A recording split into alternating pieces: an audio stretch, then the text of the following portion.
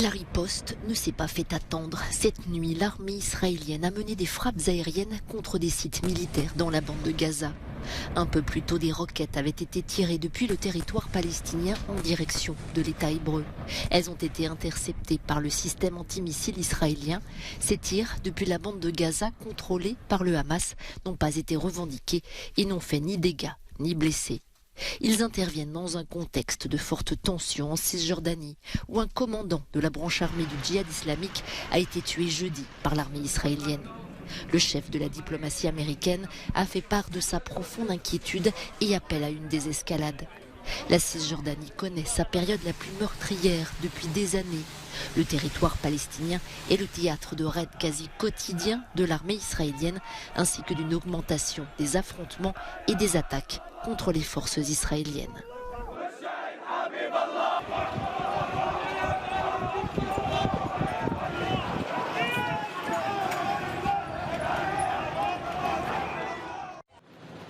Pour sa première visite à l'étranger, en tant que nouvelle chef du gouvernement italien, Giorgia Meloni a choisi Bruxelles.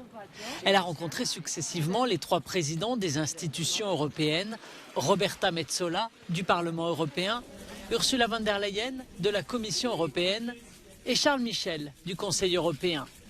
Cet après-midi chargé lui a donné l'occasion de définir les priorités de l'Italie dans l'Union européenne. Je voulais faire passer le message que l'Italie veut évidemment participer, coopérer et défendre ses propres intérêts nationaux, a-t-elle dit, dans le cadre de la dimension européenne. Et cela en cherchant avec nos partenaires européens les meilleures solutions aux grands défis auxquels nous sommes confrontés. Giorgia Meloni a également déclaré que ces réunions avaient été utiles pour la dédiaboliser. Selon les experts, la dirigeante d'extrême droite a radicalement adouci sa rhétorique anti-européenne et semble considérer les institutions européennes comme des alliés potentiels plutôt que comme un frein à ses objectifs. À travers cette tentative de Giorgia Meloni pour se repositionner d'une droite nationaliste dure vers un centre droit conservateur, explique cet analyste, vous savez, dans cette sorte de virage vers la modération, voyons dans quelle mesure et combien de temps cela va durer, mais très clairement, c'est ce qu'elle tente de faire. Parmi les sujets de discorde abordés, l'énergie et surtout les migrations. Un consensus plus large a été trouvé autour de la guerre en Ukraine. Mais les sourires et les bonnes intentions devront résister aux crises qui s'annoncent dans un contexte mondial tendu. Au micro, hier après-midi à l'Assemblée nationale, Carlos Martins Bilango, député insoumis du Val d'Oise. Il s'exprime sur la situation de migrants en Méditerranée quand un député RN l'interpelle. Pas du tout. C'est violence. La scène provoque aussitôt un tollé. Les huées se multiplient et la séance est suspendue. À la sortie, les députés clament leur indignation. Alors qu'il posait cette question-là, un député du Rassemblement national, effectivement, M. de Fournas, lui crie dans l'Assemblée « Retourne en Afrique ». Vous vous rendez compte de la gravité de ce qui est en train de se passer? Aujourd'hui, l'extrême droite a montré son vrai visage. Je tiens à le dire, le racisme n'a pas sa place dans notre démocratie. Le bureau de l'Assemblée se réunira et naturellement on devra prendre les sanctions qui s'imposent. Je ne vais pas préjuger d'ores et déjà de la décision du bureau, mais la situation est suffisamment grave pour que nous puissions nous réunir rapidement pour évoquer de façon collégiale cette situation et la sanction la plus appropriée. Les explications de l'élu RN font d'autant plus bondir les oppositions. Il affirme avoir visé les migrants et se défend d'avoir insulté son collègue député.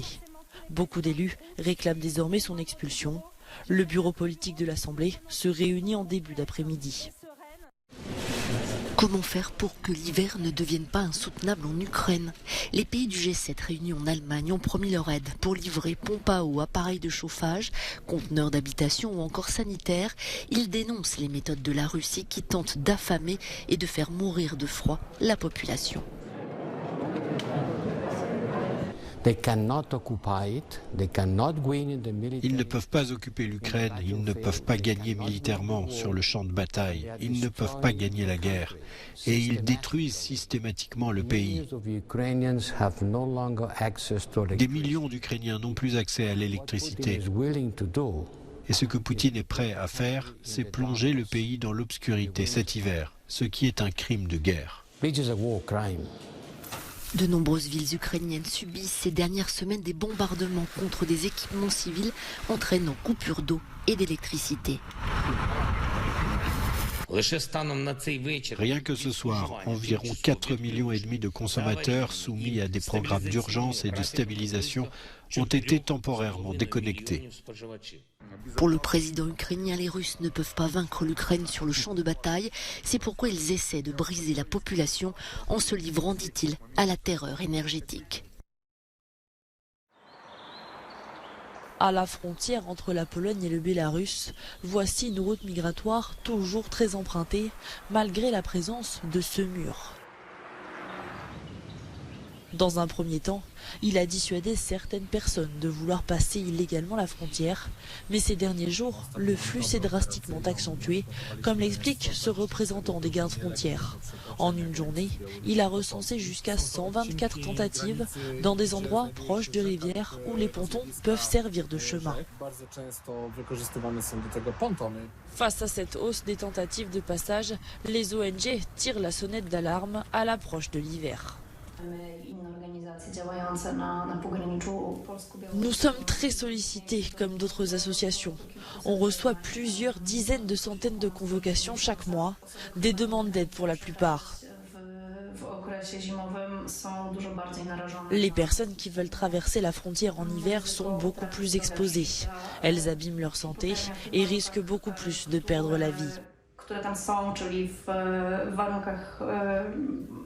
Dans ces conditions très sauvages, avec des forêts, des lacs, des rivières ou encore des marécages, vous pouvez très vite vous retrouver en situation d'hypothermie, surtout si vous n'êtes pas préparé à de telles conditions et si vous n'avez pas le matériel adéquat.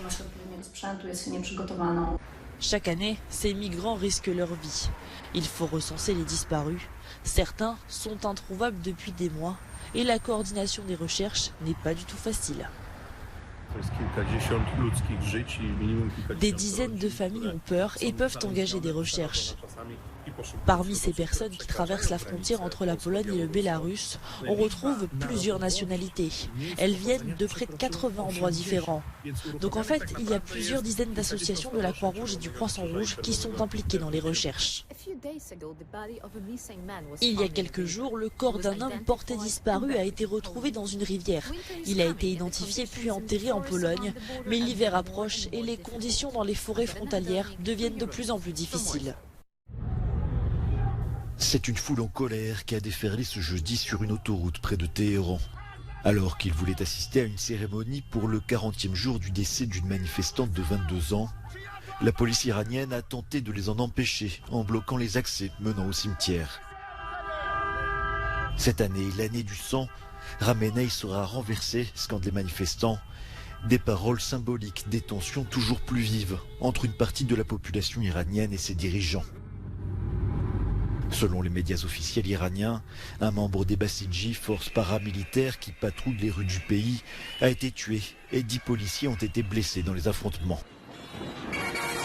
D'après une ONG de défense des droits de l'homme en Iran, basée en Norvège, depuis le 16 septembre, au moins 176 personnes ont péri dans la répression des manifestations liées à la mort de Mahsa Amini.